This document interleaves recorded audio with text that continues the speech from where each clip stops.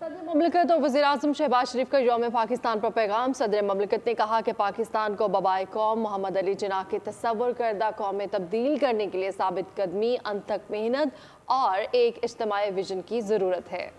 हमें अभी इस मुल्क को मज़ीद तरक्की की बुलंदियों पर ले जाना है। वज़ीर-ए-आज़म ने कहा कि 23 मार्च जनूबी एशिया के मुसलमानों की तारीख़ में अहम संग मील के तौर पर याद किया जाता है। 85 साल कबल आज ही के दिन मुस्लिम क़यादत एक आज़ाद वतन की बुनियाद रखने के लिए मुत्तहद हुई।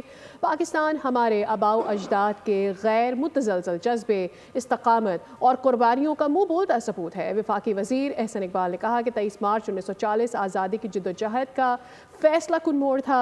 यौम पाकिस्तान कौमी शऊर और इज्तिमाई खुदी की अलामत है। शहरी रहमान बोली, यौम पाकिस्तान हर शहरी के लिए जद्दोजहद और इत्तेहाद की एक ताकतवर अलामत है। सब्सक्राइब करें और बेल दबाएं ताकि कोई खबर रह न जाए।